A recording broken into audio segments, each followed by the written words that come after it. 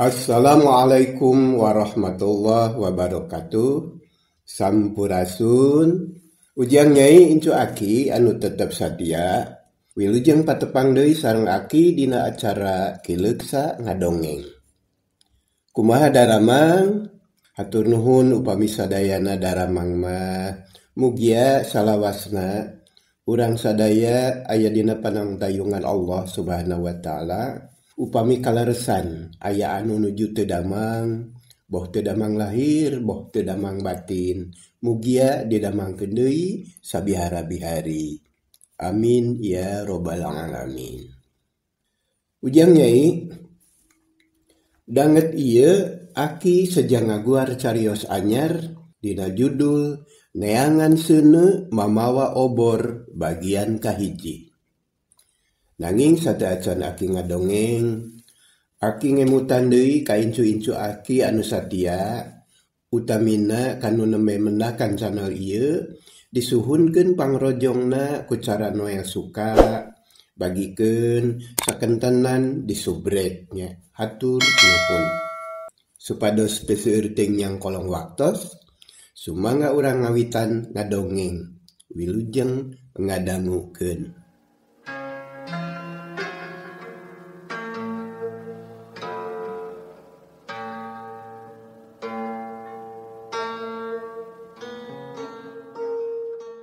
Kacaturkeun di hiji lembur anu katelah babakan honye. Eta lembur teh pernahna di lamping pasir kaliki bahe ngaler. Kalandeuhna ngampar pasawahan anu parena keur sumedeng koneng tereh panen. Kuloneun pasir kaliki ngajegir gunung susuru. Ponclotna katembong bolenang herang semu hideung gundul taya tatangkalan lantaran taya taneuhan kawantu gunung batu anu kakocap sanget. Rajeun aya hehejoan ukur jukut anu jaradi dina sela-sela batu beulah. Lolobana mah jukut palias jeung uyun. Kocap dina hiji poe. Harita teh pasosore di imah anu rada mencil jauh ti batur, aya hiji lalaki tengah tuwuh keur diuk dina bang barung. Nangeui gado semu bingung. Pangawakanana sedeng, pakaianana basajan, tapi katara bersih, cirining apik, sarta rajin susuci, tur toweksa kana awak. Eta jalma katelahna Mang Oding, geus lila laki rabi, dikersakeun ngajodo jeung Bi Anis batur salembur. Kalayan dipercaya boga anak lalaki hiji, katelahna Nur Salim. Eta budak sapopoe sok disebut Salim. Kawilang geus sawawa sabab geus nincak umur 18 tahun. Sabot kitu, torojol pamajikanana anu katelah Bi Anis nyampeurkeun, gek diuk gigireun salakina, memeh ngomong ngadehem heula, kawas ngahaja ngagareuwahkeun anu keur ngalamun. Kang Oding, kunaon ngahulang wae? Pokna bari noel kana tuur salakina. Nu ditanya teu gura-giru nembalan, kalah ngusap beungeut, terus narik napas jero, geus kitu kakara nembalan. Teu kunaon Anis, ngahulang so teh dawuh batur ngawadul atuh. Ari aya maneh mah pan ngomong ieu. Pedah we mani jika nu anteng ulang ngahulang bangun aya anu dipikiran dari nakar, mun teu amanya aya kasusah. Nya ulah digugulung ku sorangan atuh. Asana mah taya salah, na lamun bruk-brak nyarita, bebeja ka kuring. Sugan we kuring bisa mantuan mikiran. Memang bener Anis, akang teh aya anu dipikiran. Tapi hantem wae teh dipikiran. Asa eueuh tapakna, lebeng taya wewengan. Kabingung wubuh numpuk, kasusah kalah nambahan. Tungtungna lieur we kana hulu ieu. Tembal Mang Oding bari nepak tarang lalaunan. Nya mikiran naon atuh? Ari maneh rek daek ngadengekeun. Ya Allah, make nanya kitu ari Kang Oding. Ye, Kang Oding, matak nanya oge kuring ngadaek ngadengekeun. Kaluman kuring mah nempona oge. Da lain sakali nempo Kang Oding ulang jentul wae teh. Cing sok, ayeuna balaka ka kuring. Nah mikiran naon anu sanyana akang teh? Ya syukur atuh Anis. Heug ku akang rek ditembrakeun Rek diguar dibejer beaskeun, malah mandar aya guna jeung mangpaatna. Sababnya akang teh butuh batur jang micatur, hayang boga layan jang cumarita. Syukur pisan ari maneh daek mah. Ceuk Mang Oding dari anaker. Ayeuna mah paromana marahmai terus ngarobah diukna. Sok, kumaha? Anis, akang teh mikiran anak urang, si Salim. Oh, nya. Halus pisan atuh ari nu jadi bapak mikiran anakna. Normal kan. Tapi naon anu dipikiran anak? Da asana eueuh cawadeun anak urang mah. Sawajarna we. Tara musingkeun kanu jadi kolot. Temal Bi Anis bangun reus. Dajeng nyana anak anu ngaran Nur Salim teh kawilang soleh. Loba anu mikaresep sabab hade tata hade basa. Estuni ngabudi santri ngalap lampah para ulama somea hade kasema tur handap asor tara ieuh langkung saur bahe carek. Bener pisan palebah dinyana mah, Nis. Akang oge reus boga anak soleh teh. Sabab hasil hese cape maneh salaku indungna dina ngatik ngadidik nu jadi anak teh. Aya buktina ieu. Akang kacida tumari mana ka maneh. Anu geus bisa ngadidik anak nepi ka sakitu buktina. Syukur alhamdulillah. Kituna teh Mang Oding satengah teu sadar. Ngusap tak-tak pamajikanana anu diajak nyarita mani kembung liang irungna. Atoh menang pamuji ti salaki teh. Teu talangke pok nemalan deui. Ih, ari Kang Oding. Apan meunang ngadidik urang babarengan eta teh? Nya bener Anis. Kang, pananya kuring can dijawab. Mikiran naon atuh? Bi Anis nyusul tepus. Dabongan can kajawab ku salakina. Mikiran nasibna kaharep Anis. Da geuning adat kabiasaan di lembur urang mah kitu tah. Lamun boga anak awewe anu umurna karek nincak 14 tahun oge sok disebut jomblo ari can boga papacangan teh. Pon kitu deui mun boga budak lalaki kalayan umurna geus leuwih ti 17 tahun sok disarbu teu payu ari can laki rabi teh. Pan itu geuning si Ujer anak Bah Odo karek genep 12 tahun oge geus dikawinkeun. Kitu tembal Mang Oding katara dari anaker nyaritana. Oh, mikiran eta Kang Oding teh. Panyana teh aya anu leuwih dari ya perkara anu matak mawa bahla, anu matak wiwirang, atawa anu matak cilaka jeung sayabana. Ari kitu malah teu kudu matak jadi pikiran kan. Keun bae eta mah urusan batur. Anu penting mah urang kudu boga pangeran. Ceuk urang kota mah kudu boga prinsip. Tah kitu. Bi Anis tandes nyaritana. Prinsip maneh kumaha Anis? Ceuk Mang Oding neuteup bangun panasaran. Ieu Kang Oding. Urusan anak awewe mah ulah dipikiran. Da urang mah teu boga anak awewe. Ayeuna urang diparengkeun boga anak lalaki wajar lamun mikiran pijodoheunana teh. Tapi ulah dumasyar karena adat kebiasaan urang dieu wungkul. Komo patokanana umur mah ulah pisan. Kuring mah teu panuju. Kuring mah boga prinsip panimu tina obrolan para sepuh. Kumaha? Ceuk Mang Oding ngengklokan. Tong wakara rabi lamun tacan sayagi tah kitu kan. Wah, eta mah ceuk sinen tina lagu.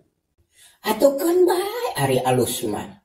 Jabati kitu apan dina seni sunat teh loba papatah anu jembar ku ajen inajen warisan ti luluhur urang. Naon salahna lamun dilenyepan? Lamun geus kaharti urang gugu papatahna ari alus jeung bener mah. Anu penting mah urangna kudu mikir ulah kabawa ku sakaba-kaba. Tah kitu Kang Oding. Alhamdulillah. Teu sangka geuning maneh bisa ngomong Anis. Ya bisa atuh, apa dipapatahan ku Kang Oding. Wah, maneh mah bisa wae malik-malikeun teh. Ih, teu dibalikeun mah bisi tutung. Da surabinya, urang mah lain keur nyaritakeun surabi Anis, tapi nyaritakeun si Salim. Cek Mang Oding bari terus nyerenge paromana bunga. Ayeuna mah geus jentre Kang. Asana mah geus eueuh anu kudu dipikiran. Kuring mung nempok Kang Oding hulang jentul sorangan. Cek Bi Anis, kawas anu hayang geura mungkas obrolan. Ke lanan Anis ke, sandreng se. Har, naon deui? Cek Bi Anis bangun ku ciwa, tapi teu burung yang hareup deui daria. Anis, syukur pisan ari pamadegan maneh kitu mah. Akang teh bunga sarta asa leupas tina bangwaluh. Sabab akang teh boga hiji perkara anu kudu dipikiran kalayan daria. Naon deui Kang Oding? Ya ceuk kuring mah dina rumah tangga urang eueuh nanaon. Maksudna teh eueuh perkara anu kudu dipikiran kalayan daria. Iwati kahirupan sapopoe. Ieu mah urusan umat Nis, lain urusan rumah tangga. Oloh, nah bet mikiran umat. Bi Anis ngajenghok reuwas.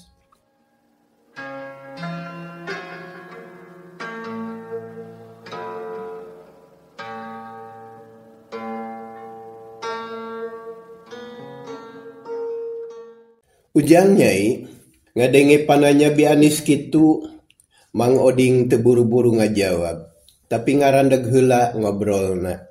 Kalah ngahulang mikiran kajadian anu kungsi karandapan dina mangsa anu geus kaliwat. Terus nyipta-nyipta kaayaan anu bakal kajadian di lemburna dina mangsa anu bakal datang. Dina sawanganana sajorelat nemongan deui. Basa kalemurna aya hiji sepuh anu luhung ku elmu, katelahna ajengan Puad. Anjeunna kalayan sabar ngajak warga lemur babakan honye pikeun diajar bag-bagan agama sarta ngaronyatkeun amalan ibadah. Dina prakna teu gampang. Komo munggaran mah anu kataji kalayan daek ngaji teh nganduaan. Tapi ari bakatku dileukeunan mah lila-lila jadi loba, malah sanajan belang betong oge meh salembur aub kabeh. Kacindekanana ari kana kasadaran neangan pangaweruh bag-bagan agama mah geus euyeum. Awewe lalaki, kolot budak geus saihwan satujuan. Ngan palebah prak-prakan ibadah can aya anu bisa jadi lulugu. Kabeh ngan semet ngamakmum kaasup Mang Oding, karek wani ngaluluguan ngajak diajar, can wani jeung can bisa ari jadi imam mah. Ari perjuangan eta sepuh geus hasil ngajak warga ngadegkeun tajub babarengan gotong royong. Sarta geus bisa ngalaksanakeun salat Jumaahan. Ari imam jeung khotibna ngadatangkeun ti desa sejen anu kawilang jauh.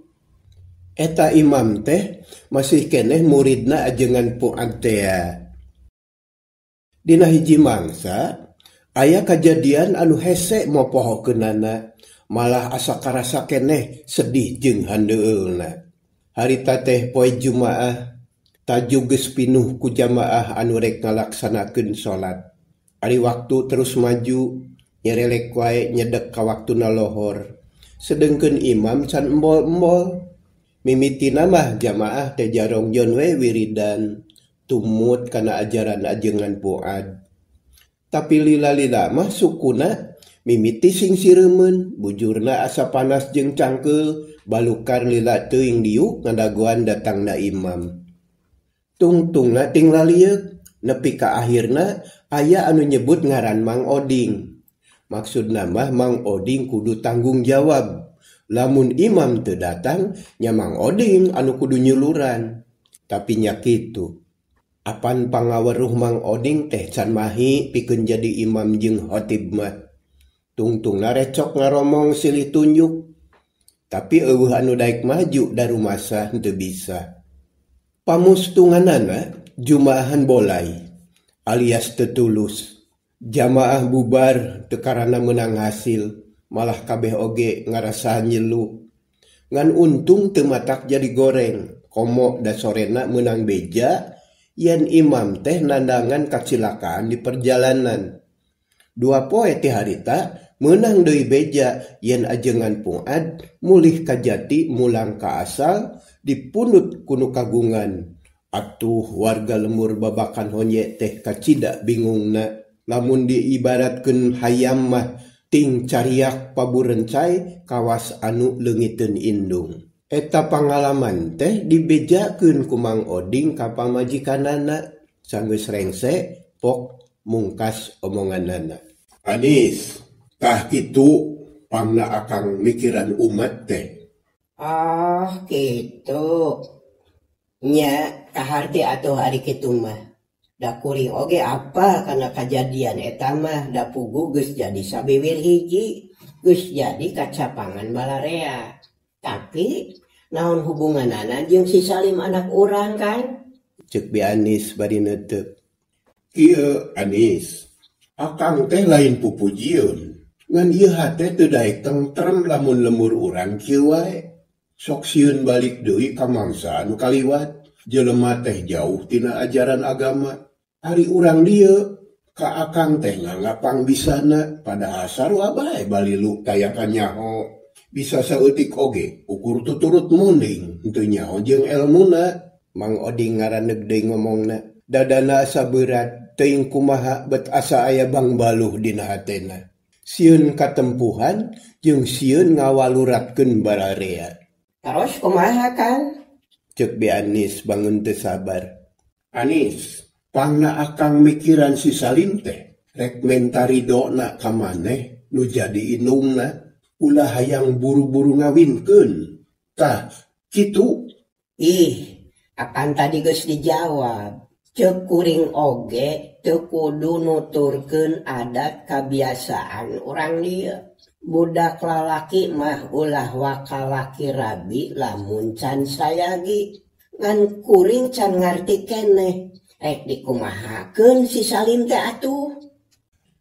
Rek dititah ngalalana heula Nis. Sina neangan guru, sina ngaji sing mahi nepi ka ngarti. Cindek nama rek sina masantren. Lamun geus mangih pasantren sarta geus meunang ilmu, sina balik deui ka lembur, sina jadi lulugu ngamalkeun ajaran agama di dieu, di babakan honye. Tah kitu Anis. Jawab Mang Oding tandes, malah mah bari pepeta. Barang ngadenge jawaban salakina kitu, Bi Anis maninga hulang miraga meneng. Menang sajongjongan mah teu ngomong, kalah melong kaburuan, bari nyipta-nyipta lalampahan anakna anu keur ngalalana neangan guru mursid anu luhung ku elmu, jembar ku panalar. Anu sugih ku pangarti, anu beunghar ku pangabisa. Tada teuing beratna bet asa cangcaya, nah rek bisa kitu. Kitu cek pikir Bi Anis. Anis, nah kalah ngahulang? Mang Oding panasaran, hariwang bisi pamajikanana kumaonam. Kang Oding, kukuring kaharti pisan. Tapi ujug-ujug kasawang jeung kacipta kuwang-wangan. Pisah kumahaeun teuing, balangsakna anak urang. Ngalalana neangan guru bari jeung teu boga jug-jugeun anu tangtu. Jabati kitu, apan ngaran-ngaran ngalalana teh kudu boga bekel. Jeung deui masantren teh butuh waragat meureun Kang. Ari kaayaan urang, apanan ukur sakieu, jang dahar sapopoe oge hese. Ih heueuh. Tah ieu anu jadi pamikiran akang teh Nis. Kabeh oge ku akang kaharti. Tapi lamun eueuh anu mikiran jeung eueuh anu madulikeun, rek kumaha nasib urang babakan honye kahareupna. Nah rek tega, nenyo anak incu urang jaga, barodo teu nyaho kana batal haram, jeung teu ngardi kana urusan salah bener. Bi Anis gagaro sirah tapi na bari teu ateu. Bok deui nanya. Kang Oding, ieu teh memang kewajiban urang gitu. Anis, cek pamanggih akang mah, nya kewajiban urang ieu teh. Sabab urang anu nyaho, urang anu ngalaman, urang anu ngarasakeun, jeung urang anu ngarti. Lamun urang rumasa nyaho jeung ngarti, bakal dosa lamun teu ikhtiar atawa nganggap lain kewajiban. Sajabati kitu Nis, rek usaha lamun lain ku urang. Kumaha waragadna? Pan urang teu bogana naon kan? Anis, apan hakikat nama sakabeh manusia kaasup urang duaan memang teu bogana naon. Boro-boro sipating harta banda apan panenyo pangdenge pangrasa katut awak sakujur oge ulah rek ngaboga-boga da lain milik urang. Urang mah usik diusikeun ku Allah, kuat dikuatkeun ku Allah, pon kitu deui urusan waragad hirup atawa tibakaleun masantren. Urang sangakeun we ka Allah. Da urang mah ngan ukur boga kahayang, mun kahayang-hayang laksana, modalna ukur doa jeung ikhtiar. Cek Mang Oding dari anaker. Nyari tanah ngadadak jadi capetang. Piwuruk ajengan puad basa keur ceramah di tajug ngadadak naremongan. Hate Mang Oding ngadadak ngemplong bang baluhna kalabur teuing ka mana. Nya Kang. Kuring oge asa inget kana papatah mama ajengan. Ya akang oge bisa ngomong teh apa nurutan ajengan puad. Kaparengan bet inget deui. Temal Mang Oding manireueus boga guru model ajengan puad teh. Pon kitu deui Bi Anis geus ngadenge katerangan kitu mah hatena asa hampang henteu boga kahariwang. Pok nyieun kacendekan. Ari geus puguh kieu mah mangga wae kumaha Kang Oding, insyaallah kuring seja tumut kana kaputusan akang. Ayeuna mah karinanya we jinisna nah sisalin teh daekeun atawa henteu. Kitu ceuk Bi Anis. Hatena bangblas caang bulan 14. Caang narawangan taya gantar kakaitan. Atuh Mang Oding manibungaheun. Alhamdulillah. Syukur Anis, syukur pisan. Muga-muga Allah maparin pituduh jeung kakuatan ka urang sangkan dihampangkeun dina ngalakonan ieu paniatan. Keun engke bada Isa si Salim urang ajak nyarita. Amin ya robbal alamin. Tembal Bi Anis.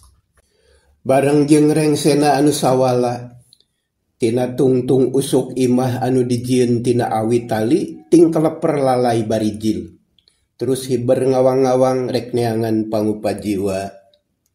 Di tebeh kulon katara cahya layung hibar. Embun-embunan gunung susuru katemong koneng umyang lir emas sinangling. Katojo ku cahya layung. Tapi kalandeun mah cakueum sabab awun-awun lalang sepeuting geus sumebar meberkeun jangjang peuting anu dipapag ku reangna sora tonggeret. Ari di lembur babakan honye harita teh rentang-rentang aya hiji jajaka lempang rusuh murut tajuk. Tukung silila dur bedug magrib ditakol. Jempe sora bedug bus eta jajaka teh katajug. Ngong adan sorana bedas tapi halimpu matak dedengeun. Eta jajaka teh tayalian Iwati Nur Salim anak Mang Oding jeung Bi Anis.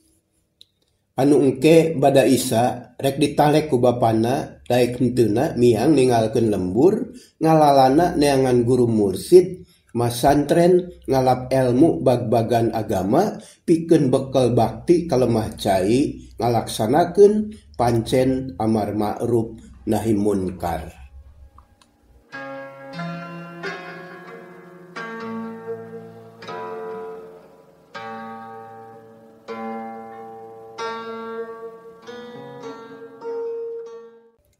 Ujang Nyai anu tetep satia hanjakal pisan. Rupina kanggo bagian kahiji dina episode sawala dicekapkeun sakieu heula. Kumaha terasna ieu carios? Nah Nur Salim teh daekeun atawa moal nyumponan kahayang nu jadi bapa. Antos terasna dina carios neangan seuneu mamawa obor bagian kadua dina episode neangan pasantren. Sakitu nu kapihatur permios cag. Wassalamualaikum warahmatullahi wabarakatuh.